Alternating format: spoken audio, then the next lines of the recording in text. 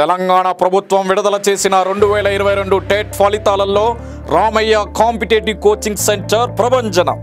TET paper 1లో 133 మార్కులతో state first rank సాధించిన జె అంజని.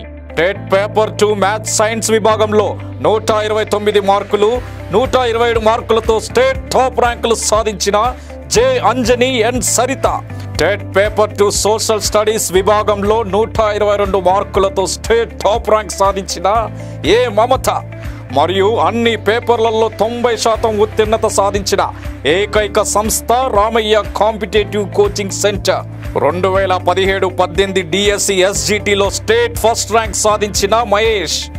స్టేట్ టాప్ 10 ర్యాంకులతో పాటు అత్యధిక ఉద్యోగాలు సాధించిన ఏకైక సంస్థ రామయ్య కాంపిటేటివ్ కోచింగ్ సెంటర్. మరియు గురుకుల టీచర్స్ లో TGT maths state first rank Sravanthi, TGT bio science state first rank Sudha, TGT social state first rank B Sridhar, TGT social state second rank Rajender Reddy, TGT Telugu state first rank Anjan Kumar, physical director state first rank Rajyalakshmi, physical director state second rank Divya, TGT physical science state third rank Srilakshmi, PGT physical science state third rank Murali, PGT English state third rank Yadagiri. 2017-18 DSC గురుకుల టీచర్స్లలో 70 నుండి 80% ఉద్యోగాలు సాధించిన ఏకైక సంస్థ Ramayya competitive coaching centre. TET మరియు DSC coaching కొరకు director Sirikonda Lakshminarayana గారి సారథ్యంలో అత్యుత్తమమైన అధ్యాపక బృందంచే కొత్త బ్యాచ్లు ప్రారంభమైనవి. వివరాలకు సంప్రదించండి 9246208422, 8885555202, 88585900, 8008954440, 8008954448, 8520844463.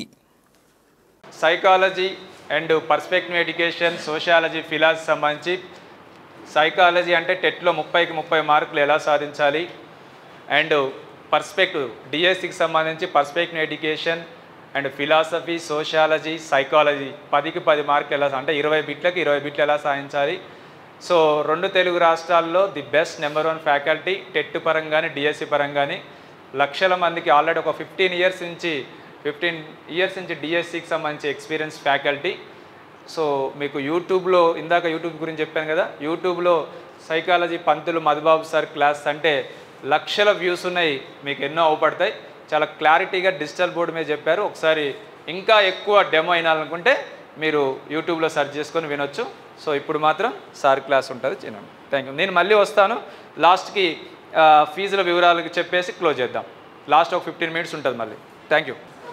మీకు పర్స్పెక్టివ్స్ సంబంధించినటువంటి అంశం కానీ సైకాలజీకి సంబంధించినటువంటి అంశం కానీ రెండింటి రెస్పాన్సిబిలిటీ, టెట్లో అయితే అది, డిఎస్సిలో అయితే ఇది, రెండింటి రెస్పాన్సిబిలిటీ నాదే ఇక్కడ క్లాసెస్లో. జనరల్గా అయితే 11:30కే మన డెమో క్లాస్ ఉంటుంది. ఈరోజు అనివార్య కారణాల వల్ల కాస్త ఆలస్యంగా రావడం జరిగింది. సరే, ఓకే. మీకు పర్స్పెక్టివ్ సంబంధించి ఇక్కడ డిఎస్సి వాళ్ళు ఎంతమంది ఉన్నారండి? DSC okay. టెట్ వాళ్ళు మేడం, టెట్ వాళ్ళు ఎంతమంది? Only TET, TET come DSC కాదు, ఓన్లీ టెట్ ఎంతమంది? 1 2 3 4 5 6 7 లెక్క పెట్టుకుంటే ఏం చెప్తాను. సరే, ఓకే. అంటే టెట్ క్వాలిఫై కాకుండా కూడా ఉన్నారు. ఓకే.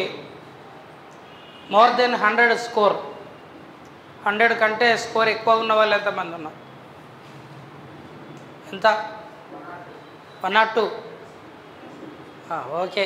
సమీప పదులకు సవరిస్తే 100కే వస్తుంది అనేది. సరే, ఓకే. ఇక్కడ మీకు డిఎస్సికి సంబంధించినటువంటి సిలబస్ ఏదైతే ఉందో అండి, మీకు ఇందులో వచ్చేసి ఫస్ట్ వచ్చేసి హిస్టరీ ఆఫ్ ఎడ్యుకేషన్ ఉంది, హిస్టరీ ఆఫ్ ఎడ్యుకేషన్ అనేది ఉంది. సెకండ్ వన్ వచ్చేసి ఫిలాసఫికల్ డైమెన్షన్స్ ఆఫ్ ఎడ్యుకేషన్ అని ఉంది. థర్డ్ వన్ వచ్చేసి సోషలాజికల్ డైమెన్షన్స్ ఆఫ్ ఎడ్యుకేషన్ అని ఉంది. ఓకే, 4th వన్ వచ్చేసి సైకలాజికల్ డైమెన్షన్స్ ఆఫ్ ఎడ్యుకేషన్ ఉంది. 5th వన్ వచ్చేసి ప్రొఫెషనల్ ఎథిక్స్ లేదా టీచర్ ఎథికల్ వాల్యూస్ అనేది 5th చాప్టర్ ఉంది. 6th చాప్టర్ వచ్చేసి మీకు కాంటెంపరీ ఇష్యూస్ అని చెప్పేసి ఉంది. ఇది మీ యొక్క సిలబస్. అయితే ఇది సిలబస్ చాలా హెవీ సిలబస్. హెవీ సిలబస్ అంటే ఎంత హెవీ సిలబస్ చెప్పండి సార్, దాన్ని తూకం వేద్దాం మనం అంటే, ఇక్కడ డిఎస్సి డిప్యూటీ డిఓ ఎంట్రన్స్ వచ్చింది మీకు ఏపీలో.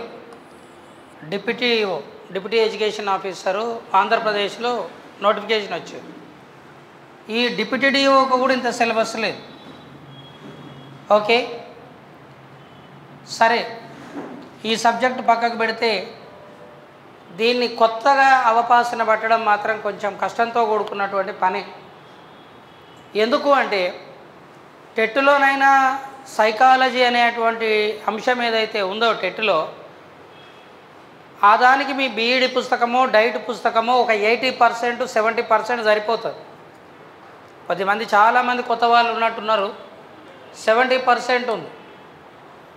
రేపటి నుంచి ఆల్రెడీ క్లాస్ నడుస్తుంది. ఇక్కడ టెట్ బ్యాచ్ ఉంది, డిఎస్సి బ్యాచ్ ఉంది. డిఎస్సి బ్యాచ్ మాత్రం 2 సంవత్సరాల నుంచి బ్యాచ్లు మారుతూనే ఉన్నాయి. 2 years నుంచి కంటిన్యూగా ఇక్కడ బ్యాచెస్ ఉన్నాయి. టెట్ అయిపోయినాక కానీ డిఎస్ స్టార్ట్ అయింది, ఇక్కడ టెట్ బ్యాచ్ మళ్ళీ స్టార్ట్ అయింది. అయితే ఇక్కడ వచ్చేసేది మేడం అంటే క్లాస్ స్టార్ట్ అయిన తర్వాత పేపర్ 1 వాళ్ళు ఉంటారు, ఇక్కడ పేపర్ 2 వాళ్ళు ఉంటారు. మేమేమో సైకాలజీ చెప్పుకుంటూ వెళ్ళిపోతుంటాం. సగం విన్నాక డౌట్ వస్తుంది కొంతమందికి, ఏమని, నేను విన్న సైకాలజీనా కాదా అదా ఏమని డౌట్ వస్తుంది అంటే, నువ్వు చెప్తున్నటువంటి సబ్జెక్టు పేపర్ 1 వాళ్ళకా పేపర్ 2 వాళ్ళకా సార్? ఇద్దరం ఒక్కదంటేనే కూర్చున్నాం, మేము అంత ఒకటే బ్యాచ్ ఒకటే రూమ్లో ఉన్నాం. పేపర్ 1 పేపర్ 2 మేము ఏ కేటగిరీకి చెందిన వాళ్ళం అనేసి క్వశ్చన్ వస్తుంది. ఇక్కడ ఉన్నటువంటి వాళ్ళందరికీ పరంగా నేను ఎందుకు అదృష్టవంతున్నట్టే, paper 1 paper 2 next Telugu pandit ఎవరైనా ఉండని వాళ్ళందరికీ ఒకటే సిలబస్. సైకాలజీ అయినా కామన్ సిలబస్, పర్స్పెక్టివ్స్ అయినా కూడా కామన్ సిలబస్. పర్స్పెక్టివ్స్లో ఏదో కొద్దిగా 1-2 chapters, topics not chapters, 1-2 topics కొద్దిగా ఎక్కువ ఉంటాయి. ఉన్నప్పుడు ఏం చేస్తామంటే స్కూల్ అసిస్టెంట్ వాళ్ళకి అది చెప్పేటప్పుడు ఇది ఎక్కువ ఉందా బాబు, ఇది మీది అని చెప్తాం. రిమైనింగ్ అంతా ఒకటి. అంటే ఇప్పుడు నేను చేసిన పని ఏంటంటే జస్ట్ సిలబస్ డిస్ప్లే చేసిన బోర్డు మీద, అంతకుమించి నేనేం చేయలే. రెండవది ఏం చేసిన తల్లి అంటే, సిలబస్ అనేది మీకు పేపర్ 1 పేపర్ 2కు వేరు ఉండదు. ఎస్జిటి స్కూల్ అసిస్టెంట్ కూడా వేరు ఉండదు. క్వశ్చన్ ఇచ్చినప్పుడు ఎగ్జామ్ పాయింట్ ఆఫ్ వ్యూలో క్వశ్చన్ పేపర్ ఇచ్చినప్పుడు అది మీరు చెప్పాలి, నేను చెప్పాను. ఎస్జిటి పేపర్ హార్డ్ ఉంటుందా, స్కూల్ అసిస్టెంట్ పేపర్ హార్డ్ ఉంటుందా? మీరు ఆన్సర్ చెప్పే సమయం వచ్చింది, చెప్పండి సార్. నేను అనేది ఏంది పేపర్ హార్డ్ అంటే, ఐ మీన్ పర్స్పెక్టివ్స్ సైకాలజీ పరంగా నేను అడిగే. ఎస్జిటి బాగుంటుందా హార్డ్ ఉంటుందా? హార్డ్ ఉంటుంది. We can't discriminate whether SGT paper easy or school assistant, we can't discriminate, మనం చేయలేం. మొన్న పేపర్ చూసారు మీరు, టెట్ పేపర్ చూశారు.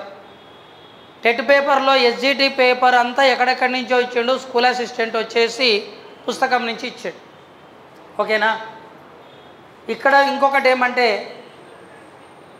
పుస్తకం చదువుకుంటే సైకాలజీ అన్నీ చెప్తుంది ఇక్కడనే.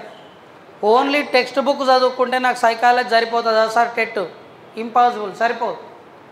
పుస్తకంలో కార్ల్ రోజర్స్ సిద్ధాంతం, అబ్రహం మాస్లో సిద్ధాంతం, ఎరిక్సన్ సిద్ధాంతం లేకముందే, ఆ సిద్ధాంతాలు లేకముందే సిలబస్ ఉంది టెట్ పేపర్. టెట్ సిలబస్ ఏదైతే ఉందో ఆ సిలబస్ అనేది మన పుస్తకాలకు సంబంధించింది కాదు. త్రూఅవుట్ ఇండియా మొత్తం ఒకటే paper. That's prepared by NCTE national council of teacher education 1961లో ఏర్పడ్డది. అది కూడా మనకు బిట్టే అవుతుంది. 1961లో national council of teacher education. Teacher అనేవాడు ఎట్లుండాలి, టీచర్కి సంబంధించిన రీసెర్చ్ ఏముండాలి, అది కూడా ఒక బిట్ అవుతుంది. ఎన్సిటిఈ యొక్క విధి ఏమిటి, పర్స్పెక్టివ్లో బిట్ అవుతుంది, సైకాలజీలో కాదు. పర్స్పెక్టివ్ అంటే విద్యా దృక్పథాలు. ఎందుకంటే కొంతమంది ఎగ్జామ్ అయిపోయేటప్పటికీ కూడా దాని పేరు సార్కి చదువు వస్తలేదు. ప్రాస్పెక్టస్ ఆఫ్ ఎడ్యుకేషన్ అంటుండు.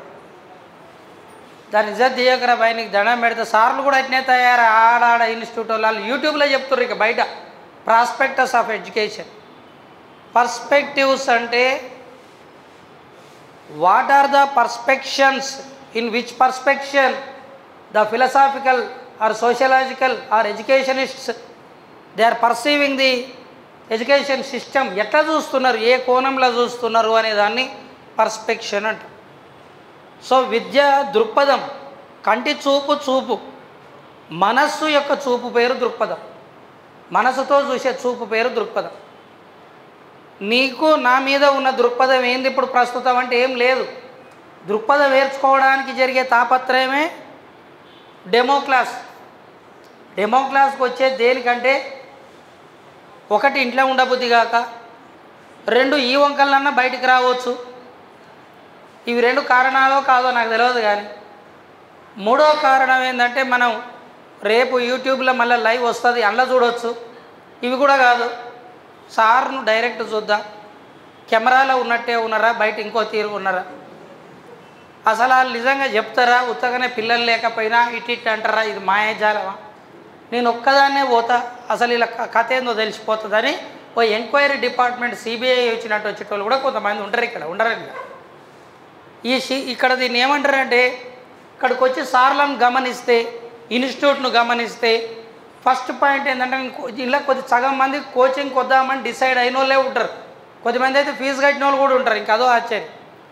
అయినా సరే ఏం చేస్తారంటే, ఆఫీస్ ఎక్కడుంది, క్లాసులు ఎక్కడ ఉంటాయి, జిరాక్స్ షాప్ ఎక్కడుంది, ఒకసారి మొదలు అవగాహన చేసుకున్నామని రెక్కి పెడతారు. రెక్కి అంటే ఎవరినన్నా ఉందో ఆ ప్రాంతాన్ని అంతా ఒకసారి చూసుకొచ్చుకుంటే దాన్ని రెక్కి అంటారు.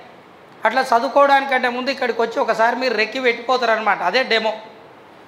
ఈ డెమోలో ఈ సార్ ఎటువంటి ఆయన, ఆ సార్ పాఠం ఎట్లా చెప్తుండు, కోచింగ్ సెంటర్ ఎంత ఉంది, ఈ 10 ఫీట్లు ఉంది, ఆ 10 మీటర్లు ఉందని టేప్ పెట్టి కొలిసి సార్ క్లాస్ సరిపోతుందా కాదా అని లెక్కలు వేసుకొని పోతావు. నీ దృక్పథంలో బయటికి వెళ్ళిపోతావు. అప్పుడు ఎట్లా అనిపించింది కోచింగ్ సెంటర్ అంటే, బాగా ఉడకపోసింది. కోచింగ్ సెంటర్ గురించి అడితే ఉడకపోసింది అంటే, నువ్వు లైట్ కింద ఉంటే ఉడకపోయకపోతే ఏం చేస్తుంది నీకంటే, నీ దృక్పథంలో కోచింగ్ సెంటర్ అంటే ఏంటంటే ఉడకపోతా. నీ కోచింగ్ సెంటర్ నీ దృష్టి ఒక్కొక్కరి దృష్టిలో ఒక కోణంలో ఉంటుంది. విద్యను ఫిలసాఫర్స్ ఎట్లా చూశారు, సోషియాలజిస్టులు ఎట్లా చూశారు, సైకాలజిస్టులు ఎట్లా చూశారు అనే దానిని మనం దృక్పథం అనే పేరుతో పిలుస్తాం. దీంట్లో టీచర్ ఎడ్యుకేషన్, టీచర్కు ఎడ్యుకేషన్ ఇవ్వాలనా వద్దా చెప్పండి అమ్మా. నాకు డౌట్, ఎడ్యుకేషన్ వచ్చినాక టీచర్ అవుతారా, టీచర్కి ఎడ్యుకేషన్ ఇస్తారా సార్? నువ్వు కంప్లీట్ రిలాక్స్ మోడ్లో ఉన్నావు. ఎందుకంటే ఇప్పుడు నీకు ఇక్కడ ఒకటి నువ్వు కోచింగ్కి వచ్చినావా, వేరే వాళ్ళ తరపున వచ్చినావా నాకు తెలియదు. అది నాకు ఎప్పుడూ అర్థమైంది. అది నువ్వు వేరే వాళ్ళ తరపున వచ్చినావని కాబట్టి నేను స్పెషల్ పాయింట్ అవుట్ చేసిన. ఒకటి పాయింట్ నెంబర్ 1 ఎంత ఈజీగా గుర్తుపెట్టినావు, ఎందుకంటే సైకాలజీ లెక్చరర్ కాబట్టి గుర్తుపెట్టి. రెండవది ఏంటంటే నువ్వు రిలాక్స్ మోడ్లో ఉన్నావు. నీకు ఇక్కడ టెన్షన్తో తప్పేం లేదు, నీకు టెన్షన్ లేదు. ఎస్ అయినో నీకంటే లేను.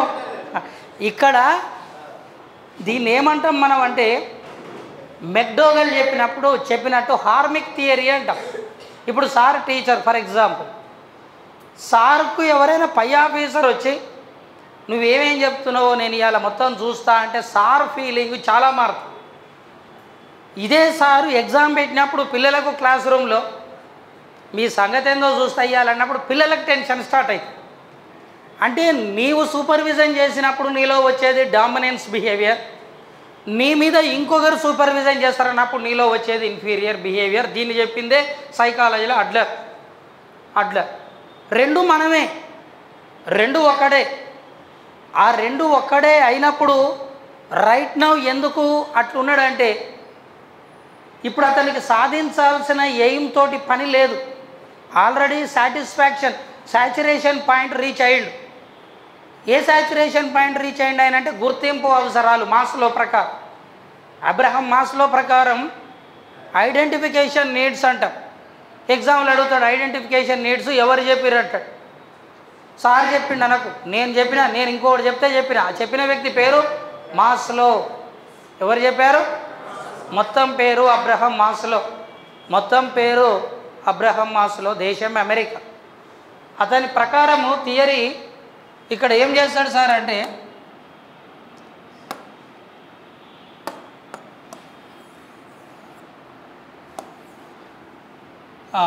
మీరు వినాలి అంతే. ఇక్కడ ఏమేమి ఎరేజర్ ఉంది, ఎట్లా చేయాలి, దీని మీద రీసెర్చ్ చేయొద్దు. కొంతమంది పాట వినేది వదిలిపెట్టి ఇక్కడే ఉంది, ఇవే ఉంది, ఇవన్నీ చదువుతాడు. ఇవి చదివి సార్ బొమ్మ గీసారు, పెన్ను ఎందుకు ఉంది, సార్ జేబులు ఉండొచ్చుగా పెన్ను. దీనిని బహుళ ప్రతిస్పందన సిద్ధాంతం అంటారు. బహుళ ప్రతిస్పందన సిద్ధాంతాన్ని చెప్పింది థారండైక్. తరగతి గదిలో విపరీతమైనటువంటి కొటేషన్స్ రాసిండు ఒక ఉపాధ్యాయుడు. అలాంటి తరగతి గది మీద నీ అభిప్రాయం ఏంది అని అడుగుతాడు. విద్యార్థిని సత్ప్రవర్తనకు దారి తీయవచ్చు. 2, విద్యార్థి ఏకాగ్రతకు భంగం వాటిల్లుతుంది. 3, అధిక అభ్యసనకు దోహదం చేయడానికి ఉపాధ్యాయుడు వేసిన ఎత్తుగడ. 4, ఉపాధ్యాయుడే పాఠం చెప్పే బదులు కొటేషన్లు రాసుకుంటూ కూర్చుంటాడు, మంచి పెయింటర్ కాబట్టి. 5 కూడా కావాలంటే ఏది కావాలి. ఈ విధంగా క్వశ్చన్ ఇస్తాడు. చాలామందికి ఏమనిపిస్తుంది అంటే క్లాస్ రూమ్లో కొటేషన్స్ ఎక్కువ ఉండడం గొప్ప అనిపిస్తుంది. క్లాస్ రూమ్లో కొటేషన్స్ ఉండొద్దు ఒక ఎత్తు, ఉన్న బోర్డు పక్కకు ఉండొద్దు ఇంకొక ఎత్తు. ఎందుకు ఉండొద్దు అంటే ఉపాధ్యాయుని యొక్క దృష్టి క్లాస్ రూమ్ స్ట్రక్చర్ కూడా ఉంటుంది, బోర్డు అటు ఇటు కిటికీ అసలు అట్లా ఉండాలి, అది రూల్. ఇవన్నీ ఉండే వరకు ఏమవుతుందంటే నన్ను పెద్దగా చూడాలనిపించదు. అలా ఇక వైట్ షర్ట్ అయినాయి, ఇక వైట్ షర్ట్ చూసేదే ఉంది తొక్కల షర్ట్ అని. అద్దాలు కూడా వైట్ అయినా, ఇదో సక్కదన ఈ మధ్య కొత్త మోడల్. మనిషిని వైట్ అయినా ఆల్బినో లెక్క, ఇక పెద్దగా చూడాల్సిన అవసరమే ఏర్పడదు, చూసే అంత ముఖం కూడా కాదు. ఇప్పుడు ఇక్కడ ఇవన్నీ చదువుకుంటే మస్తు టైంపాస్ అవుతుంది. ఇది కనిపించకపోయినా దీని మీద దృష్టి పెట్టాలనిపిస్తుంది. ఎందుకంటే నా పాఠం బాగలేదు కాబట్టి. నా పాఠం బాగుంటే ఇవన్నీ చూడాల్సిన అవసరం లేదు. కట్ చేస్తే ఎక్కువ వంటకాలు పెట్టినటువంటి ఫంక్షన్ హాల్లో తక్కువ తింటారు. అది తినాలన్నా ఇది తినాలన్నా ఇది తినాలన్నా ఈ కన్ఫ్యూజన్లో ఉన్న వంటలు అయిపోతాయి, తినాలనే నీ ఆతృత కూడా అయిపోతుంది ఏదో 1-2 తినంగా. ఈ బహుళ ప్రతిస్పందన సిద్ధాంతం ప్రకారమే చిన్నపిల్లలకు అబాకస్ అనే పలక తీసేసారు. అబాకస్ అంటే ఏంటంటే పూసల పలక. పూసల పలక ఒక సువ్వ, ఒక పూస, ఇంకో సువ్వ, 2 పూసలు, 3, 10 కెర్ర సపోర్ట్ చేస్తుంటాడు. కాడు ఇట్లా కొట్టి సార్ అటు చూడంగానే నాకు సంబంధం లేదు సార్ ఎవడో అన్నట్టు మళ్ళీ అపరిచితుల లెక్క యాక్షన్ చేస్తాడు.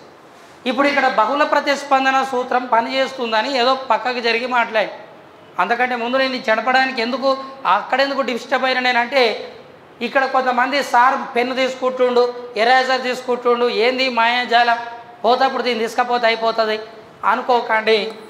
ఇక్కడ 1, 2, 3, 1, 2, 3, 4, 5, 4. ఈ 1వది పీఠభూమి అవసరాలు, పీఠభూమి స్థాయి అంట, పీఠభూమి అంట. సోషల్ వస్తే రావచ్చు నీకు, వెంబడే లేచి పర్వతాలు, మైదానాలు, లోయలు, డెల్టా అవసరం లేదు, అది పీఠభూమి అవసరాలు, గ్రౌండ్ లెవెల్లో ఉంది.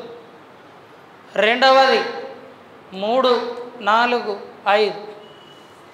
ఇప్పుడు మీరే చెప్పండి, మీకు ఏం నేను ఇంక ఎక్స్ప్లెయిన్ చేయలే, మీరే చెప్పండి.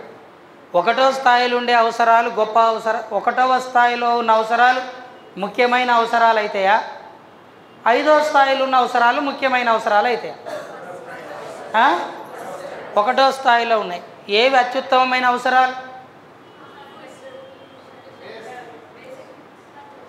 ఏంటిది చెప్పండి. నేను 2 సార్లు 2 డిఫరెంట్ స్టేట్మెంట్స్ ఇచ్చిన. ఫస్ట్ ఏమో ఏది ముఖ్యమైన అవసరాలు అని, 2వదేమో ఏది అత్యుత్తమ అన్న. ఫస్ట్ ఏమో which is very important, second one is very superior, both are different. Example ఏం చేస్తామంటే మనము ఏదో 30 మార్కులకు 3000 జవాబులని ఒక పుస్తకం కొనుక్కొని అన్ని చదివి ముఖ్యమైనది అంటుండా, లేదనుకుంటే అత్యంత కీలకమైనటువంటిది అంటుండా, ప్రాథమిక అవసరం అంటుండా మీరు గమనించాలి. ఇక్కడ 5వ అవసరం అనబడేది ఏదైతే ఉందో ఇది నిన్ను అత్యున్నత స్థానంలో ఉంచే అవసరం. మిమ్మల్ని అడుగుతున్న మిమ్మల్ని అందరినీ ఎందుకు ప్రిపేర్ అవుతారు డిఎస్సికి చెప్పండి. నాకు ఎందుకు డిఎస్సి ప్రిపేర్ అవుతారు అంటున్నా నేను. ఆన్సర్ చెప్పండి, నాకు ఎందుకు ప్రిపేర్ అవుతారు? అది ఉద్యోగమే టీచర్, కానీ దేనికి అది గుర్తింపు అంటుండు సార్. ఇంతకన్నా పెద్ద గుర్తింపు ఇస్తా నీకు. సరే ఈసారి టీచర్, ఈసారి ఏడా టీచర్ నాకు అవసరం లేదు, డీటెయిల్స్ అడగాను కానీ జీతం ఎంత కూడా నేను అడగాను కానీ జీతం పడ్డదా పడలేదు, జీతం వచ్చిందా రాలేదా సార్? వచ్చింది. వచ్చినప్పుడు వచ్చింది అనాలి. ఇదివరకు 15వ తారీఖు దాకా రానప్పుడు మాత్రం రాలేదు అన్నారు. ఒక నెల రాలే, 2వ నెల కూడా రాకపోతే ఆ సార్ ఏం చేస్తాడు, జర్రంత వాట్సాప్లలో చేస్తాడు. 3వ నెల కూడా రాకపోతే ధర్నా చేస్తాడు. 4వ నెల కూడా రాకపోతే నాయకత్వాన్ని చేపడతాడు. మనం ఉద్యోగం చేసేది ప్రధానంగా దేనికోసం? గుర్తింపు కాదు, ఫస్ట్ అంతేనా, ఫస్ట్ అదే, డబ్బులు ఫస్ట్ ప్రయారిటీ అదే. కాబట్టి బతుకు తెరువు, ఆహారము, నీరు, నిద్ర, గాలి, లైంగిక ఉత్సుకత, మాతృ ఉత్సుకత ఇవన్నీ కూడా ఒకటవది. ఇవి అత్యంత ప్రధానమైనటువంటివి. ఇవి తీరకుండా రెండవ స్టెప్కి వెళ్ళలేము. కొంతమంది లేటుగా వచ్చి ఏడుచుకుంటూ వస్తారు. లేటుగా వస్తారు. ఎందుకు ఏడుస్తున్నావు అంటే నువ్వు తిడతావేమో అని ఏడుస్తున్నా సార్. అంటే నీకేం బాధలేదు, నేను తిడతానే. ఎందుకు అర్ధగంట లేట్ అయింది, కారణం చెప్పంటే టిఫిన్ తినడానికి లేట్ అయింది సార్. టిఫిన్ వచ్చే వరకు ఆగి టిఫిన్ తినే వరకు అర్ధగంట లేట్ అయింది. టిఫిన్ తినకపోతే ఏమవుతుందమ్మా నీకు అంటే మరి నువ్వు తినొస్తావు. ఎస్, హాస్టల్ అనేది ముఖ్యమా, ఇన్స్టిట్యూట్ ముఖ్యమా అంటే ఈ సిద్ధాంతం ప్రకారం హాస్టలే ముఖ్యం. నువ్వు హాస్టల్ నుండి లైబ్రరీలో చదువుకోవచ్చు, కానీ కోచింగ్ తీసుకొని దిల్సుఖ్నగర్ బస్ స్టాండ్లో విగ్రహం లెక్క నిలబడలే. కాబట్టి అకార్డింగ్ దిస్ థియరీ ఫస్ట్ ఆ ప్రైమరీ నీడ్స్ ఏవైతున్నాయో ప్రధానమైనటువంటి అవసరాలు జైవిక అవసరాలు అంటారు వీటిని. వాడు నిన్ను కన్ఫ్యూజ్ చేయడానికి జంతువు అవసరాలు ఏవి అంటాడు. జంతువు అంటే మనకు బాధ అవుతుంది, జైవిక అంటే జర సంతోషం అవుతుంది. కానీ జంతువు అవసరాలు ఏం మాట్లాడుతున్నావు సార్ నువ్వు? జంతువు గింత అని మాట్లాడుతున్నావు. నేను కోచింగ్కి వస్తే జంతువులకు ఏ అవసరాలు తీరడం కొరకు ఆరాట పడతాయో మనిషి కూడా అవసరాల కొరకు ఆరాట పడడమే ప్రైమరీ నీడ్స్ అంటాం. అవి ఏవి అంటే జైవిక అవసరాలు, అవి ప్రాథమిక అవసరాలు. కట్ చేస్తే మిగిలినవన్నీ ద్వితీయ అవసరాలు. జైవిక అవసరాలనే శారీరక అవసరాలు అంటాం. ఇవి శారీరక అవసరాలు అయినప్పుడు ఇవి జైవిక అవసరాలు, శారీరక అవసరాలు అయితే ఈ రిమైనింగ్ అన్నీ కూడా మానసిక అవసరాలు. క్లాస్ మంచిగా వింటాం, ఎగ్జామ్లో బిట్ వస్తుంది. ఈ క్రింది వానిలో మానసిక అవసరం ఏది? 1 ఆహారం, ఓకే. 2 వాత్సల్యం, 3 గుర్తింపు, 4 2 మరియు 3 అని ఇస్తారు. 2 మరియు 3 అని ఇస్తారు.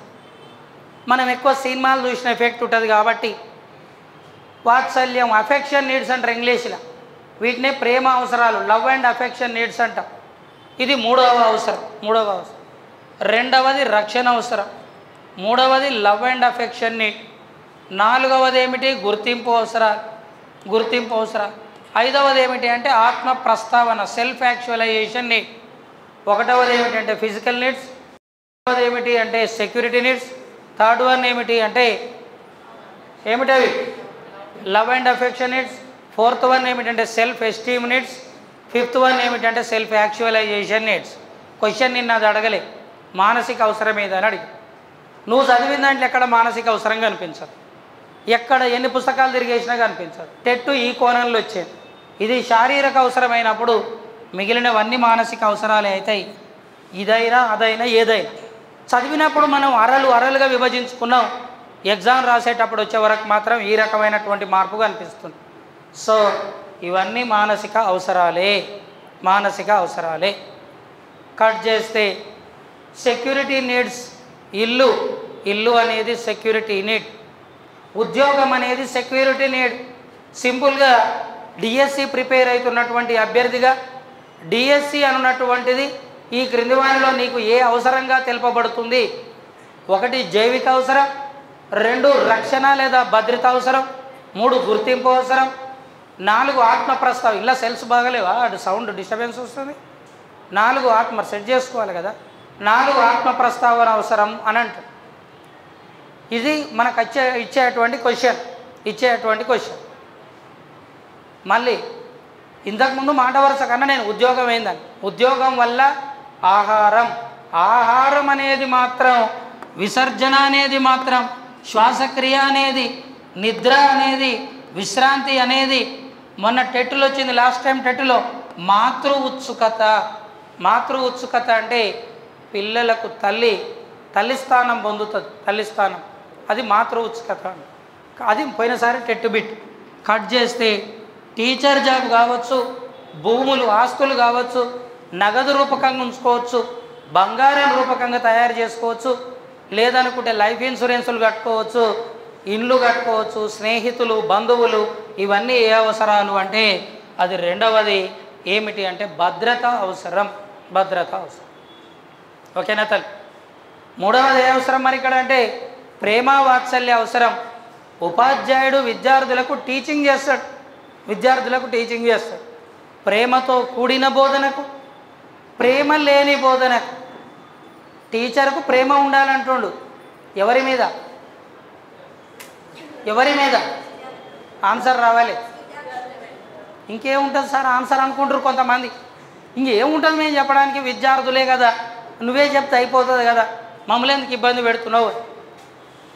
ఎవరి మీద అంటే విద్యార్థుల మీద అంటున్నారు, వృత్తి మీద. ఏం సార్ రెండింటికి ఉన్నటువంటి వ్యత్యాసం ఏంది? విద్యార్థులకు వృత్తికి రెండింటికి ఏంది వ్యత్యాసం అంటే విద్యార్థుల మీద ప్రేమ కనబరచడం అనేది సరైన పదం కాదు, కరెక్ట్ కాదు. వృత్తి అన్నప్పుడు అన్నీ వస్తాయి, అందులోనే మూల్యాంకనం వస్తుంది, తరగతి గది నిర్వహణ వస్తుంది, బడి వస్తుంది, బోధనోపకరణాలు వస్తాయి. క్లాస్ రూమ్లో టీచర్ స్టూడెంట్ ఉంటే విద్యార్థి, బయటికి వెళ్ళినప్పుడు వాడు నీకు విద్యార్థి కాదు. మరి బయట విద్యార్థికి ఒక సమస్య వస్తే కూడా నువ్వు కేరింగ్ తీసుకొని సరి చేయవలసిన స్థితికి వస్తే దాన్ని వృత్తి మీద ప్రేమ అంట. సో వృత్తి మీద ప్రేమ అనేది చాలా విశాలమైన పదం. కాబట్టే 4th చాప్టర్లో టీచింగ్ యాజ్ ద ప్రొఫెషన్ అని 4th ఒక చాప్టరే పెట్టాడు. ఓకే, ఏం చెప్తాడు సార్ ఆ చాప్టర్లు అంటే అది నడిచిన రోజు తెలుస్తుంది ఏం చెప్తాడని. ఉపాధ్యాయునికి అందరూ టీచర్, ఇప్పుడు నేను టీచరే అనుకుంటా, కానీ టీచర్ అనబడడానికి బలపడే అంశాలు కొన్ని ఉంటాయి.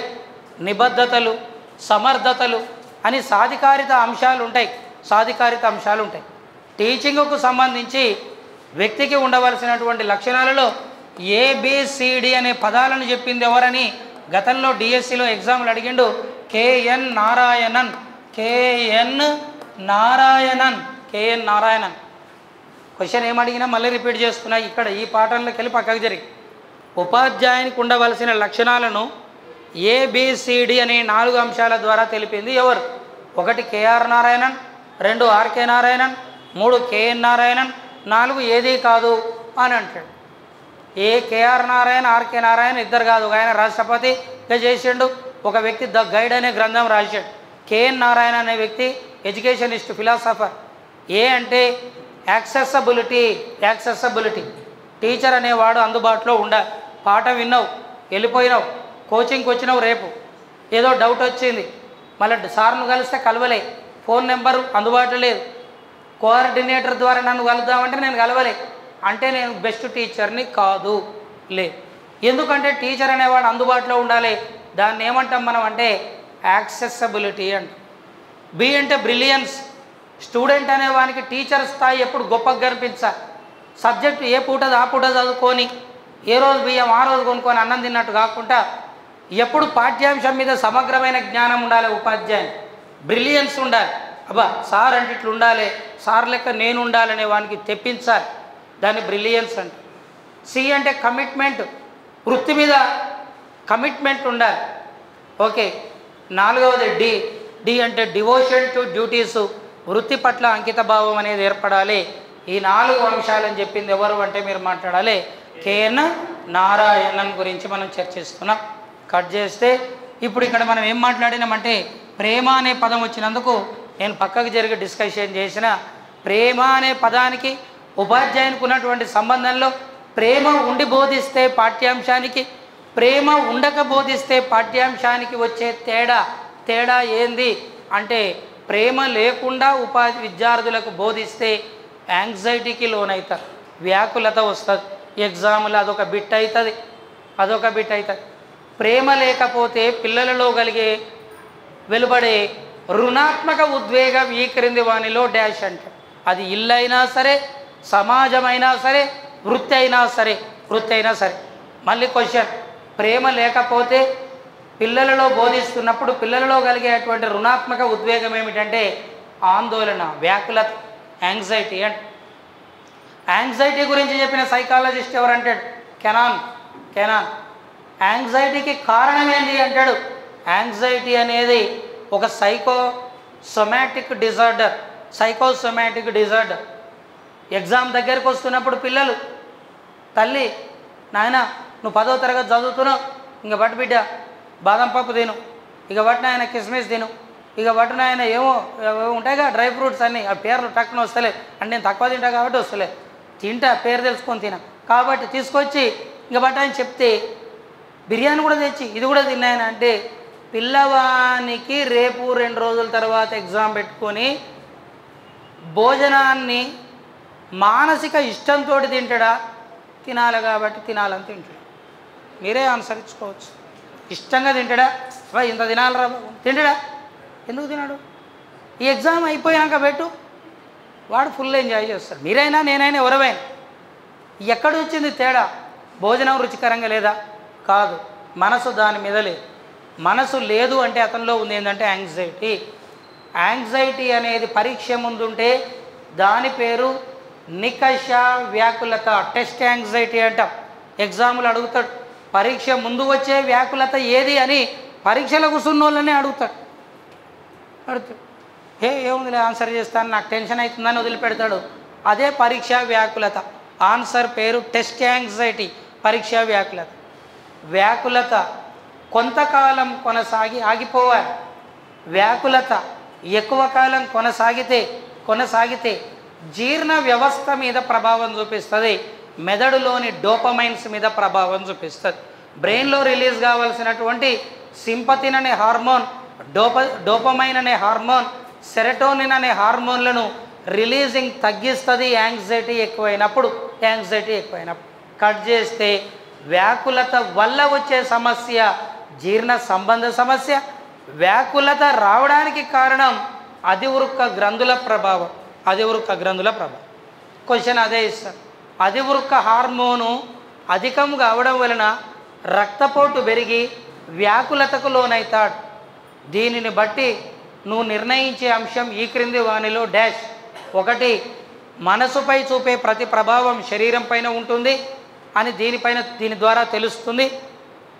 2 ఇలాంటి సమస్యలనే సైకోసొమాటిక్ డిజార్డర్స్ అంటాం. 3 మరొకటి 4 1 మరియు 2 ఈ విధంగా ఇస్తాడు. సో ఇక్కడ వీటిని సైకలాజికల్గా వచ్చేటువంటి ప్రాబ్లమ్స్ ఫిజియలాజికల్గా మనకు ఎఫెక్ట్ చూపిస్తాయి. ఫిజికల్గా మనం చేసుకునే సమస్యలు సైకలాజికల్గా ప్రభావం చూపిస్తాయి. ఇలాంటి దానిని మొత్తం రీసెర్చ్ చేసిన వ్యక్తి ఎవరంటే కెనాన్. ఇక్కడ మనం ఎక్కడ డీవియేట్ అయి మాట్లాడినామంటే 3వ దాని దగ్గర ప్రేమ వాత్సల్య అవసరాలు అనే అంశం దగ్గర పక్కకు జరిగి చిన్నపిల్లవాడు మొదట తనను తానే ఇష్టపడడాన్ని నార్సిజం అంటాం. నార్సిజం అంటాం. తనను ఇష్టపడ్డ తర్వాత చిన్నపిల్లలను ఇష్టపడతాడా, పెద్దవాళ్ళని ఇష్టపడతాడా అనేది కూడా గతంలో బిట్టొచ్చింది. తనను ఇష్టపడ్డ తర్వాత శిశువు ఇష్టపడేది పెద్దల పట్ల ప్రేమ. పెద్దల మీద ప్రేమ కలిగిన తర్వాతనే చిన్నల మీదకి ప్రేమ మలుతుంది. ప్రేమ అనే ఉద్వేగం అధికంగా ఉన్న దశ ఏదంటే పూర్వ కౌమార దశ. ఒక పాయింట్ వస్తుంది, దాని మొత్తం మనం సరౌండింగ్ డిస్కషన్ జరుగుతుంది. నాలుగవది ఏమిటంటే గుర్తింపు అవసరం. మీరు ఈ ఆన్సర్ ఇచ్చారు, డిఎస్సి వచ్చే దానివల్ల మీకు కలిగే లాభం ఏంటంటే మీరు ఇచ్చిన ఆన్సర్ ఏంది, గుర్తింపు అవసరం. 4 స్టేజ్లకు వెళ్ళాలి. ఉద్యోగంలోకి వచ్చిండు ఆ సార్ జాబ్ వచ్చింది. ఇప్పటిదాకా నేను ఒక మాట ఆ సార్ గురించి మాట్లాడుతూ సడన్గా డిస్కషన్ పక్కకు తీసిన. ఆ సారుకు ఇంటెన్షన్ ఉంటుంది, మీకంటే ఆ సార్ ఎక్కువ గ్రహిస్తాడు సబ్జెక్ట్. ఎందుకంటే టెన్షన్తో సంబంధం లేదు, గతంలో చదివి కూడా ఉంటాడు కాబట్టి. కానీ ఇక్కడ నేననేది ఏంటంటే ఎవరికి ఆతృత అధికంగా ఉంటుందో అభివృద్ధి కూడా అంతే ఉంటుంది. దానినే మనం హార్మిక్ అంటాం. హార్మిక్ అనేది గ్రీక్ వర్డ్. హార్మిక్ అంటే నిగూఢ కోరిక, హార్మిక్ అంటే అంతర్గత ప్రేరణ, హార్మిక్ అంటే intrinsic motivation. Hormic is the Greek word. ఈ హార్మిక్ వాదాన్ని తీసుకొచ్చిన వ్యక్తి మెక్డోగల్. ఇంట్లో ఉన్న పిల్లలు ఐఐటో జేఈఓ ప్రిపేర్ అవుతుంటుంటే పిల్లవానికి ఉన్నంత హార్మిక్ తల్లిదండ్రులకు ఉండదు. చదువురా అని చెప్తారు అంతవరకే, కానీ ఆతృత ఉండేది వానికి హై లెవెల్లో ఉంటే సక్సెస్ అవుతాడు, లేకపోతే సక్సెస్ రేటు ఉండదు. వానికి సక్సెస్ రేటు ఉండాలా ఉండొద్దు అనేది depend on his own intrinsic motivation. నువ్వు దానిని బహిర్గత ప్రేరణతో టాలీ ఎక్కువ చేయొద్దు. ఇక్కడే సంఘర్షణ ఉద్భవిస్తుంది.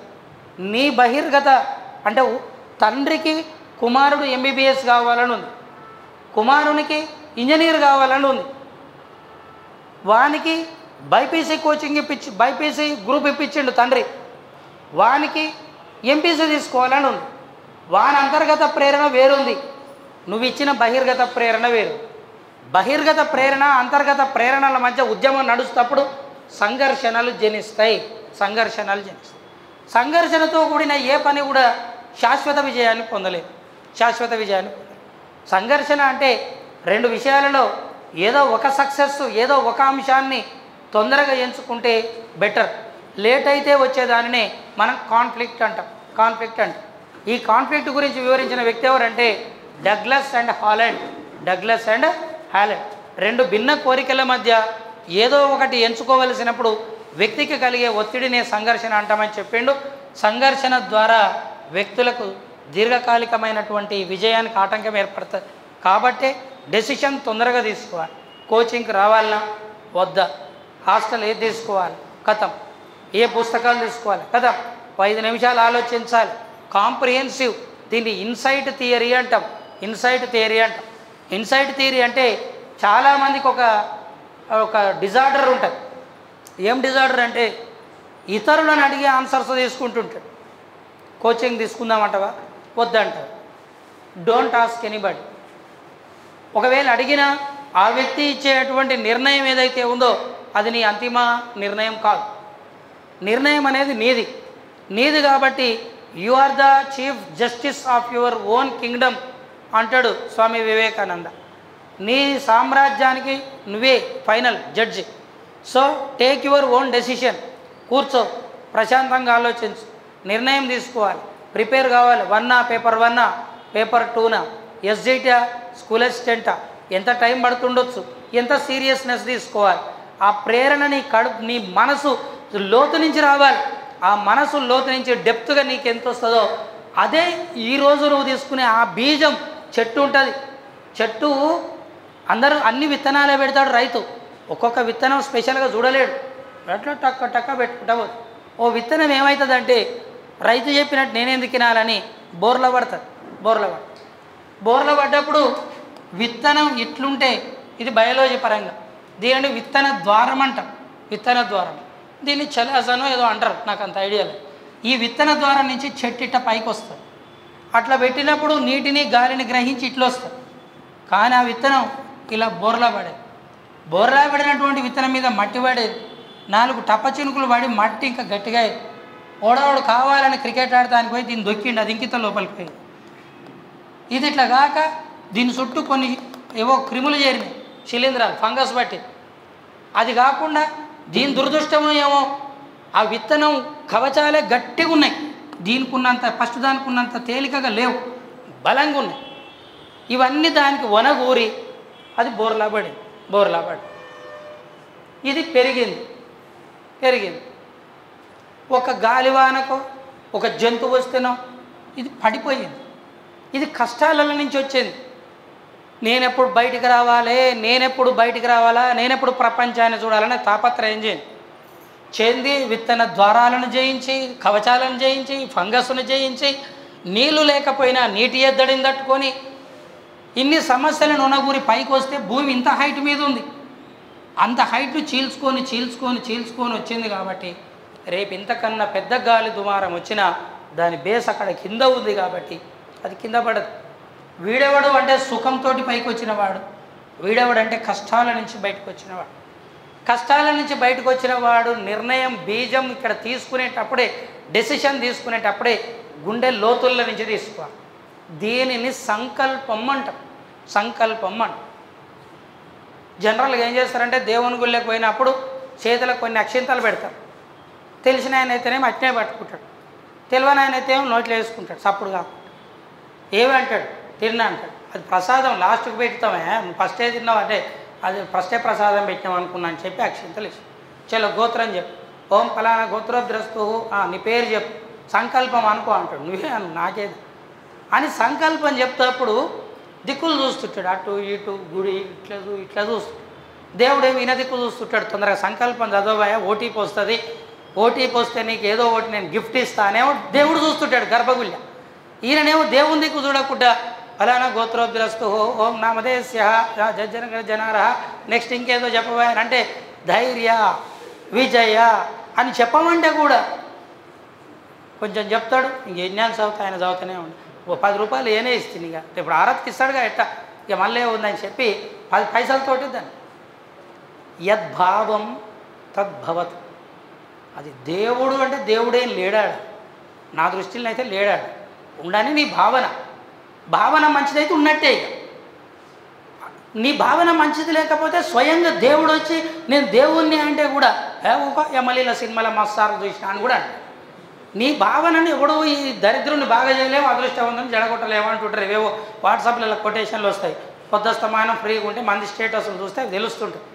ఇప్పుడు ఇక్కడ జరిగే సంకల్పం గురించి చెప్తున్నా. గుళ్ళె చేసే సంకల్పం అంటే గుడి అంటే ఇదే, ఓకేనా. ఈశ్వర హృదయార్జున అర్జున, ఈ సర్వభూతానం, ఈశ్వరుడు సర్వభూతానం అన్ని జీవులలో అంతర్గతంగా దాగి ఉంటాడు. తప్పించుకునేది జింక వంతు, పరిగెత్తి పట్టేది సింహం వంతు. దీని సంకల్పం ఎక్కువైతే ఇది తప్పించుకుంటుంది, దాని సంకల్పం బలమైతే అది దీన్ని పడుతుంది. జీవస్య భక్ష్యస్య. నువ్వు అయ్యో పాపం అనలేవు. అయ్యో పాపం అంటే నువ్వు యానిమల్ ప్లానెట్ చూడలేవు, ఎందుకంటే అందులో అన్నీ అవే ఉంటాయి, ఉదాహరణ ఒకటి తినేదేవు. కాబట్టి వ్యవస్థ వెళ్ళిపోతూనే ఉంటుంది. దీంట్లో తప్ప ఒప్ప నువ్వు జడ్జిమెంట్ ఇచ్చేయడానికి చూడలేవు. దాన్ని మనం డిసైడ్ చేసే వాళ్ళం కూడా కాదు, మన సక్కదనమే బాగలేవు. కాబట్టి ఇక్కడ జరుగుతున్నటువంటి ఈ రేషియో ఏదైతుందో ఈ విజయ పరంపరలో ఫైనల్గా నేను చెప్పేది అదే. జీవి బతకడానికైనా వేట కొనసాగించడానికైనా వాడు అత్యంత పెద్ద జలపాత నుంచి సముద్రంలో పడే ముందైనా నేను ఖచ్చితంగా బతకగలుగుతా అనే చివరి క్షణంలో ఏదో అన్ని ఆశలు నిరాశ అయినా సరే ఆ ధైర్యం నీకుంటే సక్సెస్ రేట్ ఉంటుంది. దీన్ని సంకల్పం అంటాం. ఇది చిన్న విషయమే, కానీ ఎగ్జామ్ ప్రిపేర్ అయ్యేదానికంటే ముందు నేను ఈరోజు వచ్చిన ఇక కథం, ఈరోజే నేను పునాది రాసి ఫౌండేషన్ స్టెప్ వేసిన, నేను డిఎస్సి సాధించే వరకు ఇంకా నిద్రపోను. నా ఫైనల్ ఎయిమ్ అదే. అన్ను స్థిరంగా అనుకున్న వానికి మా దోస్తుగాడు వచ్చినాక వస్తా సార్ కోచింగ్కి అనుకుంటోనికి. దోస్తుగాడు వచ్చినాక ఆడు మర్చిపోయిన లగేజ్ తీసుకొని వస్తానికి ఒకడు ఉంటాడు, వీళ్ళు కోచింగ్ వస్తాను. అందరు అయిపోయినాక రామయ్యల లాస్ట్ బ్యాచ్కి వస్తాను నేను, ఎందుకంటే లాస్ట్ బ్యాచ్కి మంది లేకపోతే సార్లు ఫీల్ అవుతారు, అప్పుడు వస్తా అని అనుకుంటోనికి. వీనికి ఎప్పుడైనా వచ్చేదే, ఇప్పుడైనా అదే ఫీజు, అప్పుడైనా అదే ఫీజు కాదు ఇక్కడ మ్యాటర్. నీ సంకల్పం స్ట్రాంగ్ ఉంటే సార్లు అంటావు. ఇప్పుడు నేను నా సంగతి వదిలిపెట్టు, నారాయణలు చైతన్యాలు ఇంకోటి అంటున్నారు. పోయిన ప్రతి వ్యక్తి సక్సెస్ అవుతుండా, మనం అనుకుందాం అవుతుండా. గవర్నమెంట్ స్కూళ్ళల్లో ఉన్న మామూలు వ్యక్తులు అద్భుతాలు సృష్టిస్తలేరా? మరి ఎక్కడ వస్తుంది తేడా వచ్చేది ఒకటే.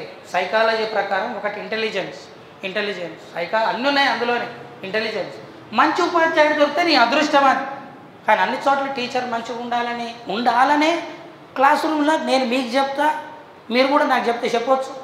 పుస్తకాల్లో ఉంటుంది, చదువుకుందాం, అందరం కలిసి చదువుకుందాం. నేను చెప్తాను, నువ్వేంటంటే ఒక నువ్వు చెప్తే నేను విననే అది టీచర్ ఎంపవర్మెంట్ అంటుంది. టీచర్ ఎంపవర్మెంట్ అంటే అర్థం ఆ సారే చెప్తారు, ఎందుకంటే టీచరే చెప్పాలి. అదా టీచర్ ఎంపవర్మెంట్ అంటే ఏంటి సార్? నన్ను అడగకు సార్ నువ్వు అంటావు. టీచర్ ఎంపవర్మెంట్ అంటే తెలుగులో చెప్తా, సాధికారత అంటే ఏంది? ఆల్రౌండ్ డెవలప్మెంట్ అని సార్ ఒక. ఎవరు ఆల్రౌండ్ డెవలప్మెంట్? స్టూడెంట్సా టీచరా? టీచర్ ఆల్రౌండ్ డెవలప్మెంట్ అన్నీ అయిపోయి వచ్చే బయలేకి ఇక ఆల్రౌండ్ ఏం డెవలప్ అవుతాడు? ఆల్రౌండ్ అంటే ఏంది? దాని మీనింగ్ ఏంటి?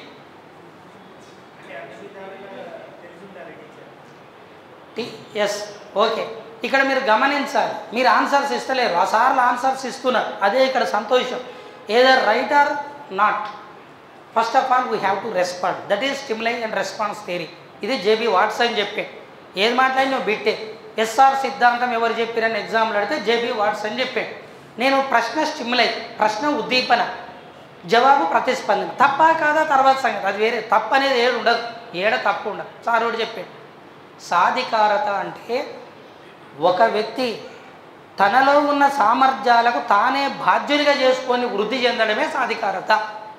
నేను నీ మీద చూపిస్తే అధికారం, నీ మీద నువ్వే అధికారం చూపిస్తే సాధికారత. నీ సోల్ కాన్షియస్ అనేది, నా పేరు మధుబాబు, మధుబాబు నువ్వు సక్సెస్ అయినావు, ఇంకా కూడా అవుతావు, ఇంకాగా అన్నప్పుడు నాలో ఉన్నటువంటి ఆత్మ రోజు రోజుకు ఉద్దీపన చెందితే దాన్ని ఇంగ్లీష్లో ఎన్రిచ్మెంట్ అంటాం. ఎన్రిచ్మెంట్ అంటాం. ఎన్రిచ్మెంట్ అంటే ఏంటంటే నేను సప్పుడుగా కూడా కూర్చొని పుస్తకం చదవకుండా, అప్డేట్ కాకుండా, ఎప్పుడో పాత చింతకాయ పచ్చడి నేను చెప్తున్నా అనుకో, ఏం పాఠం చెప్తున్నా అని చెప్పి ఎవరైనా లేచి అడిగిరు అనుకో, మళ్ళీ నేను అప్డేట్ అయితే నాలో ఎన్రిచ్మెంట్ వస్తుంది, లేకపోతే రా. అట్లా నన్ను నేను ఉద్ధరించబడితే సాధికారత అంటే మనిషిని అనలే, ఉపాధ్యాయ అన్నాడు. టీచింగ్ ప్రొఫెషన్, స్త్రీ సాధికారత, మనిషి కాదు, మహిళా జాతి. టీచర్ సాధికారత. టీచర్ అంటే వాడు. ఈ సాధికారత చెందడం కొరకు ఏర్పడ్డ సంస్థలే ఎన్సీఈఆర్టీ, ఎస్సీఆర్టీ, ఎన్సిటిఈ, ఐసిటిఈ ఇవన్నీ ఉన్నాయి కదా. ఇవన్నీ దేని కొరకు ఉన్నాయి? ఎగ్జామ్లో రేపు అడగవచ్చు, మేడం ఎన్సీఈఆర్టీ, ఎన్సిటిఈ ఎందుకు ఏర్పడ్డాయి అని అడుగుతారు. ఒకటి ఉపాధ్యాయ సాధికారత కోసం, రెండు సమాజ సాధికారత కోసం, 3 టీచర్స్కు కొన్ని బిల్డింగులు ఉండాలి, ఎన్నో కాడ లేవు కాబట్టి ఓ 2 బిల్డింగులు కట్టాలని పైసలు వచ్చినందుకు ఎన్సీఆర్టీ కట్టి. 4 ఏది కాదు అంటే ఎక్కడనో ఉన్న ఎన్సీఆర్టీ, ఎన్సిటీ ఇక్కడున్న మన కొరకు ఏం చేస్తుంది సార్ అంటే అదే మనం ఫస్ట్ చెప్పింది. ఎప్పటిదో డిఎస్సిలో గంత సైకాలజీ, గింత జీకే, గంత మెథడ్స్ చదివి పాస్ అవుతారు. ఇక బంద్ చేసేయరి, టెట్ ప్రిపేర్ గారి, టెట్ రాయరి, టెట్ రాసే స్క్రిప్ట్ బయటికి రండి, మీ సామర్థ్యాలు బయటికి తీయండి అని చెప్పి national council of teacher education అనేది ఎప్పుడో 61లో అటానమస్ ఏర్పడ్డప్పుడే, అది కూడా బిట్ అవుతుంది, ఏర్పడినప్పుడే స్వయం ప్రతిపత్తి సంస్థ ఏది అంటే ఎన్సిటి. యూజీసీ ఏర్పడినప్పుడే స్వయం ప్రతిపత్తి కాదు, 53లో ఏర్పడ్డది. స్వయం ప్రతిపత్తి 56లో పొందింది, 56లో. అట్లా కొన్ని ఉంటాయి. 1972లో ఏర్పడ్డది ఎన్సీఆర్, అది 1992లో అప్డేట్ అయ్యింది. ఇట్లా కొన్ని ఏర్పడ్డాక సాధికారత పొందినాయి. అట్లాగా కట్ చేస్తే టీచర్ ఎడ్యుకేషన్ యొక్క ప్రధాన ఉద్దేశం ఏంటంటే బీఈడి కాలేజీలు, డైట్ కాలేజీలు విన్నారా, అందులో పనిచేసే టీచర్లు, వాళ్ళ క్వాలిఫికేషన్లు, పుస్తకాలు, కరికులం ఎగ్జామ్లో సింపుల్గా బిట్ వస్తారు. డైట్ సిలబస్ మారాలి, అది గుణాత్మకంగా మారాలి అంటే దాని బాధ్యత ఎవరిది? ఎన్సీఈఆర్టీదా, ఎన్సిటిఈదా? ఎన్సిటిఈదా 4 వచ్చినాయి. ఎన్సిఈఆర్టీ ఇదే ఉండొచ్చు, 5 అక్షరాలు వచ్చినాయి అని చెప్పి నువ్వు అక్షరాలు లెక్క పెట్టి ఆన్సర్ పెడితే తప్పు అవుతుంది. ఎన్సీఈఆర్టీ అంటేనేమో పిల్లల పుస్తకాల కరికులంలో గుణాత్మకత, quality in the curriculum of student. But whereas NCT, it takes the responsibility to give the quality, to assess, to supervise the quality of teachers curriculum, teacher trainees curriculum అంటారు. ఓకేనా? ఇలాంటి క్వశ్చన్స్ మనకు వస్తూ ఉంటుంటాయి. ఒకదానికొకటి లింకు పెడుతున్నాం. ఇక్కడ మాస్లోది ఉంది, ఎక్కడో హార్మిక్ మెక్డోగల్ది ఉంది, మన సైకాలజీలనే అన్నీ ఉన్నాయి. ఇన్సైట్ అనే పదం వాడిన నేను ఇంతకుముందు. ఇన్సైట్ అంటే ఒక విషయాన్ని కొద్దిగా ఆలస్యమైన సంపూర్ణంగా ఆలోచిస్తే ఆన్సర్ వస్తుంది. అలా కాకుండా ఆలోచించకుండా ఊరికనే కంగారు పడితే యత్నదోష సిద్ధాంతం వస్తుంది. యత్నదోష సిద్ధాంతం అంటే ఇది ఏదో పోయింది ఇట్లా, నేను ఏదో ఇట్లా అన్నా, ఒరే ఏంది ఇట్లా అయింది అని నేను ఒకటికి రెండు ఇంకిత పోతే ఇంకా తప్పులు అవుతుంటాయి. 1వ ప్రయత్నంలో తప్పులు ఎక్కువైతాయి, 100 తప్పులకు ఒక ఆన్సర్ వస్తుంది. మరి ఎట్లా చేస్తే బాగుంటుంది నేను ఇప్పుడు అని ఆలోచించి ఏందో ఇదంతా దిక్కుమాలి వ్యవహారం, ఓ ఎరాజర్ కొడితే అయిపోతుంది, క్లియరాల్ అని కొడితే, ఆయన క్లియరాల్ కొడితే బోర్డు తెల్లగా అవుతుంది, మనసు ప్రశాంతమవుతుంది. విన్నారా? ఏం చెయ్యాలి అని ఆలోచిస్తే, ఆగి ఆలోచిస్తే గుప్తదశ అంటాం, దా ఇంక్యుబేషన్ పీరియడ్ అంటాం. మెదడులో సరైన పరిష్కారం రావాలంటే మెదడులో ఇంక్యుబేషన్ పీరియడ్ ఏర్పడాలి, ఆగాలి. తప్పుల మీద తప్పులు స్పీడ్ పెంచితే వచ్చేది ట్రయల్ అండ్ ఎర్రర్ థియరీ. పిల్లగాడు ఆల్ రాస్తాడు, ఇదొక గమ్మత్ అయినటువంటి ఉదాహరణ. ఇది బహుశా రన్నింగ్ క్లాసులో కూడా ఒకసారి నేను చెప్పున్నాను. ఉపాధ్యాయుడు ఆలోచారా అంటే వాళ్ళు అన్ని రాసిండు, పిల్లగాడు అన్ని రాసిండు, చదువుతుండు కూడా అని కూడా చదువుతుండు. ఒకసారి బోర్డు మీదకి వచ్చి ఇక్కడ రారా అమలా అని రారా అంటే వాడు ఎట్లా రాసిండు అంటే ఇట్లా రాసి, ఇదేంద్రా ఇట్లా రాసినామంటే నువ్వు పెట్టించింది నాకు అట్నే కదా సార్ అన్న. అంటే పలక ఇట్టుంది, పెట్టించిండు, వానికి అట్నే ఇచ్చిండు. వానికి రివర్స్ పోయింది ఆ పలక, చిన్న ఏజ్లనే దిద్ది ఆ పలక ఇట్టించి పోయింది. పోరాడు అట్టుండు దిద్దేండు, ఇట్నే ఇచ్చేయండు, వాడు అట్నే నేర్చుకోండు. వాడు ఇంటెలిజెంట్ అయిన స్టూడెంట్ కాబట్టి ఇంతవరకు లిపి లేని భాష నేర్చుకొని వాక్యాలే రాస్తుండు. వీళ్ళు సిబిఐ వాళ్ళు తీసుకుపోయారు, నీ భాష ఎవరికి రాదురా ప్రపంచంలో, నువ్వైతేనే స్క్రిప్ట్ కోడ్ కరెక్ట్ రాస్తావురా అని తీసుకుపోయి. దీన్ని మార్చాలంటే ఎంత కష్టం మళ్ళీ. ఇప్పుడు ఇంట్లో కూడా కొద్దిమంది ఇంగ్లీష్ మీడియం వాళ్ళు ఉన్నారు, వాళ్ళకు వినాలనిపిస్తుంది కానీ అర్థం కాదు, వాళ్ళదో సమస్య. సార్ నాకు ఎక్కువ పేరు తీసుకొచ్చేది ఇంగ్లీష్ మీడియం వాళ్ళే తెలుగు మీడియం వాళ్ళ కంటే. ఎందుకంటే ఇంగ్లీష్ మీడియంకు నేను సభాముఖంగా అనవద్దు కానీ వాళ్ళు సాటిస్ఫై అయ్యే సబ్జెక్ట్ రీచ్ అవుతలేదేమో మరి నాకు తెలియదు. తెలుగు మీడియం వాళ్ళు డబ్బులు కడతారు, వచ్చి ఇంగ్లీష్ మీడియం మన క్లాసులో కూర్చుంటారు, తెలుగు మీడియం క్లాసులో కూర్చుంటారు, ఏడో ఒక ఆడ నచ్చుతారు. నేను గుర్తుపడతా, నువ్వు ఇళ్ళకి ఎందుకు వచ్చినావా మన, ఎందుకంటే వాళ్ళు మన లెక్క ఉండరు, కొంచెం స్టైల్ ఉంటారా, దాన్ని బట్టే గుర్తుపడతా నేను. వాళ్ళు ఎంత ట్రై చేసినా స్టైల్గానే ఉంటారా. ఎందుకు వచ్చినావా మీ ఇళ్ళకి, దీంట్లో ఎందుకు కూర్చున్నావు, ఏంది నీ పరిస్థితి అని అడిగితే సార్ 2 రోజులు వినిపోతాం సార్ అంటారు. 2 రోజులు అనే బ్యాచ్ మొత్తం వింటారు. విన్నప్పుడు వాళ్ళది ఐసా ఏ స్నేక్ నట్ట నడమ రోడమే కొడదామంటే మేరా పాస్ లకిడినే అన్నట్టు సగం ఇంగ్లీషు సగం తెలుగు వాళ్ళు ఎట్లా రాసుకుంటారంటే చెప్తప్పుడు ఇన్సైడ్ థియరీ చెప్పింది ఎవరు అంటే ఇన్సైడ్ థియరీ చెప్పిందంటే నేను ఇప్పుడు ఏం రాయాలని వాళ్ళకు ఇంగ్లీష్ వస్తే తెలుగు రాదు కాబట్టి చెప్పిందని పక్కల దాంట్లో ది అని కోహిలర్ ఇది కూడా మర్చిపోయి తెలుగులోనే రాసుకుంటారా, తెలుగులో రాసు. ఇంకా ఇంటికి పోయినాక దీన్ని చదవలేక డిక్షనరీ ఓపెన్ చేస్తారు, స్కానింగ్లు చేసి రిపోర్ట్లు చేస్తారు. కట్ చేస్తే ఇక్కడికి డిస్కషన్ పక్కకు పెడితే ఇక్కడ జరుగుతున్న అవరోధం ఏంటంటే పురోగమన అవరోధం. ఎగ్జామ్లలో నెంబర్ ఆఫ్ టైమ్స్ ఇచ్చే క్వశ్చన్ ఇది, పురోగమన అవరోధం. మొదట ఒకటి నేర్చుకొని రెండవది నేర్చుకునేటప్పుడు ఈ ఫస్ట్ది ఇబ్బంది కలిగిస్తుంటే దీన్ని పురోగమన అవరోధం అనే పేరుతోటి పిలుస్తుంది. ఈ అవరోధాలు ఈ జోక్యాలు ఉండొద్దు అంటే మన మైండ్ పీస్ ప్రశాంతంగా తీసుకొని ప్రిపరేషన్ ప్లానింగ్ తయారు చేసుకొని ఏ వేళ వెళ్ళాలనుకుంటున్నామో డిసైడ్ అయ్యి ఒక పర్ఫెక్ట్ వ్యూహంతో సిలబస్ ఏముంది, మనం ఎట్లా పోతే బాగుంటుంది అనేదాన్ని చూసుకోండి. ఇది ఒకటే ఫైనల్.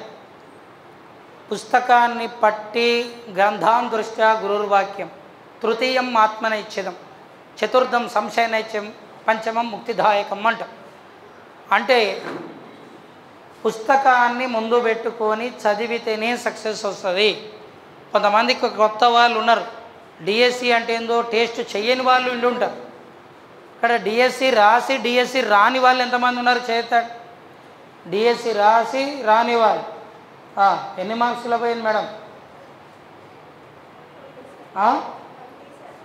2 20 20 మార్క్స్ తోటి జాబ్ మిస్ అయ్యి ఇక అవన్నీ తర్వాత ముచ్చట. చదవలే 20 ఎంతనో ఉండే వీటిని రక్షక తంత్రాలు అంటారు. మా దమనం అంట ముఖ్యంగా నాకు ఫస్ట్ ర్యాంక్ వచ్చిందనేది గుర్తుంటుంది. ఎల్ల ఫెయిల్ అయినావంటే అదే గుర్తొస్తలేదు. నేను ఎల్ల ఫెయిల్ అయినా అనడమే దమనం. దీన్ని డిఫెన్స్ మెకానిజం అంట. కారణాలు చెప్తుంటాం, తప్పేం లేదు. మేడం పరిస్థితులు ఏవో ఉన్నాయి, రాలేదు. పెద్ద విషయంగా నేను కూడా ఇంటర్మీడియట్ ఫెయిల్ అయినా కానీ నీకు ఆ సంగతి తెలియదు. ఇంకా నువ్వెన్నిట్లలో 5 మార్క్స్. నువ్వు ఎవరో ఉన్నారుగా ఇంకో ఆయన చేయొచ్చండి. ఎన్ని 10 మార్క్స్. 10 మార్క్స్ 5 మార్క్స్ చెప్తుంటే నాకు విచిత్రంగా అనిపిస్తుంది. ఎందుకంటే 0.3 0.5 మార్క్స్లలో ఉద్యోగాలు పోయిన వాళ్ళని మస్తు చూస్తాం. వాస్తవంగా చెప్పాలంటే వాళ్ళు అప్పుడే టెట్ క్వాలిఫై అయినట్టుంది, అప్పుడే డిఎస్సి నోటిఫికేషన్ వస్తే రాసినట్టుంది వాళ్ళు పాపం. కానీ వాస్తవంగా మాత్రం 1/2 మార్క్ 1 మార్క్ తోటి పోయి కూడా ఇబ్బందులు పడే వాళ్ళు చాలామంది ఉంటుంటారు. జనరల్గా వైఫల్య అనుభవాన్ని చెప్పే పరిస్థితిలో మనం ఉండొద్దని కోరుకోండి. అర్థమైందా నేను అన్నమాట? రేపు పొద్దుగాల మళ్ళీ ఎవరన్నా కలిసి జాబ్ వచ్చిందనే చెప్పే స్థితిలోనే మనం ఉండాలి. ఎట్లా ప్రిపేర్ కావాలనేది చెప్పాలి. అంతేగాని ఏ తప్పులు చేసినా నువ్వు ఏ తప్పులు చెయ్యొద్దు అనే చెప్పే స్థితికి మనం ఉండొద్దు అనే దిశలో మన గమనం కొనసాగాలని కోరుకుంటున్నాను నేను. అదొకటి. సో పుస్తకాలను ముందేసి చదవడమే గ్రంథ విద్య, అంతే. దాని పేరే గ్రంథ విద్య. అంతేగాని ఆన్లైన్ ఎడ్యుకేషన్ అది కూడా నేను ప్రతిసారి చెప్పే దాంట్లో ఇంపార్టెంట్ అంశం.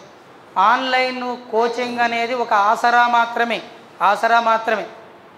దెబ్బ తాకుతుంది, తుంటిబొక్క ఇరుగుతుంది. ఎవరికైనా ఇరగవచ్చు. తుంటిబొక్క అనగానే చాలామంది కేసీఆర్ అనేది దాన్ని లింక్ చేస్తున్నారు. ఎవరు అంటున్నారు, అందుకే చెప్తున్నా, లింక్ చేస్తున్నారు. తుంటిబొక్క ఒక్కరికే లేదు, చాలామందికి ఉంటుంది. ఆ తుంటి ఎముక ఇరిగితే కర్ర ఇచ్చి ఇంటికి వెళ్ళామంటే అయిపోదా మేడం? సపోర్ట్ చేయరు మేడం? అయిపోదా? ఎట్లా అయిపోతుంది మేడం? ఆపరేషన్ ఎందుకు చేశారు మరి అంతకోసానికి? సో ఆపరేషన్ చేసిన తర్వాత కర్ర అనేది ఆసరా. కానీ హాస్పిటల్కి వచ్చిన వాళ్ళందరికీ బయట కర్రలు అమ్మి అవసరం లేదు సార్ కర్ర తీసుకపో 10 రూపాయలే అని చెప్తానికి లోపల సర్జన్స్ ఎందుకు, డాక్టర్లు ఎందుకు, ఆ కథ ఎందుకు, ఆ మెడిసిన్ ఎందుకు, ఆ కాల్షియం గోళీలు ఎందుకు, ఆ వ్యవహారం ఎందుకు? ఆ సర్జరీ అనేది ఆఫ్లైను, కర్ర అనేది ఆన్లైన్. కర్రను ఆన్లైన్గానే తీసుకోవాలి. కానీ ఈడ డీటెయిల్స్ అన్నీ చెప్తుంటే చూసి ఆన్లైన్కి ఎంత, ఆన్లైన్ ఒకదానికి ఎంత. వెనకటికి ఎవడో ఛాయ్ తాగితే ఏం ఫ్రీ అంటే నీళ్ళు ఫ్రీ అంటే నీళ్ళు తాగి వచ్చిండు, ఇక ఛాయ్ తాగలే. ఇడ్లీ తింటే చట్నీ ఫ్రీ అంటే చట్నీ వేసుకుంటూ ఇడ్లీ వేసుకోలే. దాంతో ఎసిడిటీ వస్తుంది. గుర్తుపెట్టుకో, ఫ్రీగానే వస్తుంది కానీ ఎసిడిటీ వస్తుంది. కాబట్టి ప్రతి సౌలభ్య మార్గం వెనక ప్రమాదం ఉంటుంది. ఆ ప్రమాదంను కొని తెచ్చుకునే దానికంటే సక్సెస్ రూట్ పట్టండి. ఆన్లైన్ క్లాసులు వింటాం, ఆన్లైన్ తోటే డిఎస్సి కొడతామంటే కొట్టవచ్చు. ఎప్పుడు కోచింగ్ సెంటర్ల వీళ్ళు చదివిన దానికంటే నువ్వు ఇంటికాడ పుస్తకాలు ఇంతకన్నా ఎక్కువ చదివితే అంత సమయం తీసుకోకుండా తక్కువ సమయంలో సార్ల జ్ఞానం ఎక్కువగా మనం పొందడమే మెంటరింగే ఆఫ్లైన్. సో దాన్ని మీరు ఆలోచించండి.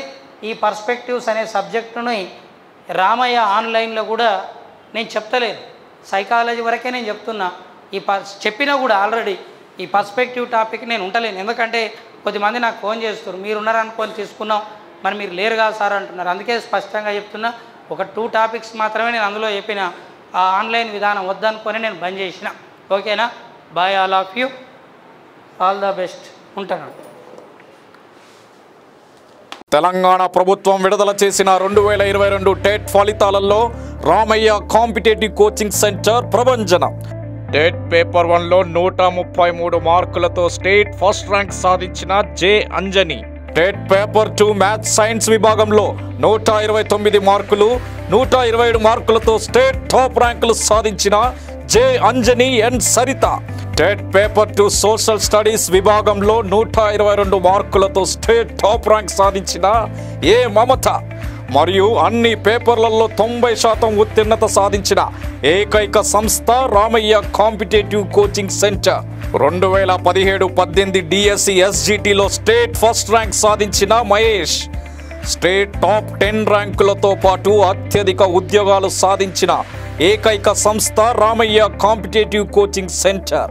మరియు గురుకుల టీచర్స్లో TGT maths state first rank Sravanthi, TGT bio science state first rank Sudha, TGT social state first rank B Sridhar, TGT social state second rank Rajender Reddy, TGT Telugu state first rank Anjan Kumar, physical director state first rank Rajyalakshmi, physical director state second rank Divya, TGT physical science state third rank Srilakshmi, PGT physical science state third rank Murali, PGT English state third rank Yadagiri. 2017-18 DSC గురుకుల టీచర్స్లలో 70 నుండి 80% ఉద్యోగాలు సాధించిన ఏకైక సంస్థ Ramayya competitive coaching centre. TET మరియు DSC coaching కొరకు director Sirikonda Lakshminarayana గారి సారథ్యంలో అత్యుత్తమమైన అధ్యాపక బృందంచే కొత్త బ్యాచ్లు ప్రారంభమైనవి. వివరాలకు సంప్రదించండి 9246208422, 8885555202, 88585900, 8008954440, 8008954448, 8520844463.